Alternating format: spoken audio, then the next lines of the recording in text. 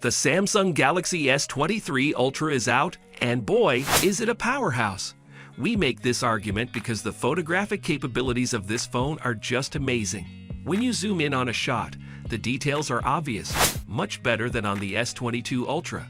And when it comes to night photography, let me just say, epic nights are coming, as Samsung characterizes it. So today, let us talk about it. Let's check it out. Design. Speculation before the S23 Ultra's introduction suggested that its design would be mostly unchanged from that of the S22 Ultra, and first impressions seem to bear this out. Still, there are a few distinctions to note. The overall size has grown, expanding in both width and height, and taking on a boxier form as a result of these modifications. The squarer design of the phone's frame makes it easier to hold in one's hand. When using the phone in a horizontal position, this is very important. The phone is fairly large in the palms. When you look at the 6.8-inch screen, you may assume it's not much larger than other smartphones, but believe me, it is. Putting aside the phone's massive dimensions, we noticed the screen's flatness in comparison to the S22 Ultra.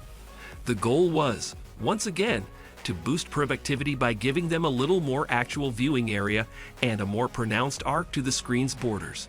The S Pen's traditional position on the left side of the phone's bottom remains unchanged. There are 4 distinct hues available: cream, green, lavender, and phantom black. Camera. The 200-megapixel camera is one amazing rumor that became reality. It employs 16:1 pixel binning to produce as outstanding low-light photographs as its 200 megapixels high-resolution shots. The remaining rear lenses remain unchanged from last year, providing a 12 megapixels ultra-wide and a pair of 10 megapixels telephotos. The first offers 3x optical zoom, the second 10x, and both can achieve up to 100x digital zoom. All 4 lenses have lightning-fast focusing and produce images with consistent hue, contrast, and exposure, but the primary sensor's resolution and clarity are what really wow. That's amazing! Amazing background detail can be captured when photographing at a higher magnification. While the zoom on the S22 Ultra was adequate, we found that the S23 Ultra's was really remarkable. For example, the AI engine can help a text seem more legible when zoomed in. In bright daylight, it can take clear pictures of distant buildings and people's faces without having to use excessive zoom or enlargement. The HDR processing does not diminish the already vivid colors, but rather makes them stand out more sharply in certain areas. The end product is probably not 100% accurate to reality, but it sure is pretty. The results of HDR's diligent efforts to expose even extremely bright street lamps while still keeping shadow detail can be breathtaking in low-light photographs. As Ice Universe said, this camera does really have night vision capabilities. Thanks to digital bokeh algorithms that examine hair, skin, and eyes independently before adding any blur, it is now possible to create believable photographs of people at night. It can still be uncovered in certain haircuts, but not in others. The camera's performance is fantastic, and the performance as a whole is great, but more on that later. The absence of noise and improved white balance are particularly noteworthy features.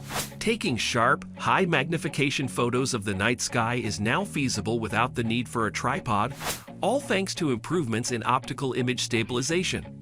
The front-facing camera has been changed from the pixel-binning 40 megapixels device seen on last year's Galaxy S22 Ultra to a more modest 12 megapixels unit.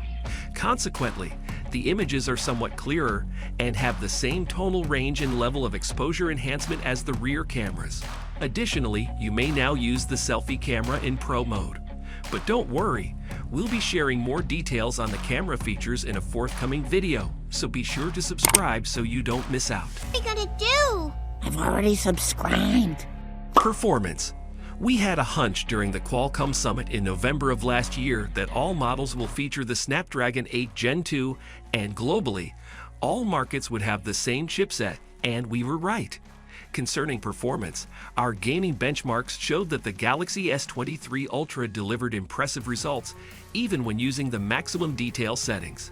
The new chipset's Adreno GPU has improved visuals by 25% and increased processing speed by a significant margin, which has left us suitably delighted. Even after 30 minutes of gameplay, the S23 Ultra, according to Samsung, maintains a temperature of around 40 degrees Celsius, but we had 42 degrees Celsius. However, its cooling is not as amazing as the S23 Ultra's bypass function. Samsung didn't provide any details, so it's normal to be curious. Keep an eye out because, well, we will tell you about it when we talk about the battery. We were pleased when we heard a rumor that Qualcomm's 3rd Gen 3D Sonic Max fingerprint reader will be featured in the S23 Ultra before its introduction, since it recognizes fingerprints swiftly and precisely even when they are wet. However, we have been let down. Oh, that is bad. The S23 Ultra uses Qualcomm's ultrasonic fingerprint scanner once again, since it is quick and reliable. Audio. Compared to its predecessor, the S23 Ultra has loudspeakers that are much better. The sound is much better than it used to be since the older model didn't have enough volume. Not only can the S23 Ultra handle louder volumes, but voices come through uncompressed and clearer. There is less volume compression overall, and the sound is less distorted. Low frequencies can finally be heard, giving us a fuller, more immersive experience. The new S23 Ultra has slightly better voice clarity and bass than the Pixel. Again, the sound as a whole is much stronger. Even though the Galaxy has better specs, the iPhone wins because it has better bass. If you were hoping that the 3.5mm headphone jack would come back with the S23 Ultra, you'll be disappointed. Still, the audio grill on the S23 Ultra is noticeably bigger than the one on the S22 Ultra. The difference is subtle and needs to be observed carefully. Battery. What did Qualcomm say about boosting power? Tell us. That the Snapdragon 8 Gen 2 will improve power consumption by 40%. The Galaxy S23 Ultra's 5,000 mAh battery is easily capable of lasting a whole day without being charged because of the device's improved energy efficiency compared to its predecessors. Even with a lot of time spent on social media and video games, we managed to use it from morning till night. So we will side with Samsung when they say, this intelligent 5,000 mAh typical battery saves power for go time, so you can game and stream into the night. However, Samsung is still lagging behind the competition when it comes to charging speed. It won't take more than an hour or two for a full charge over USB-C with 45 watts.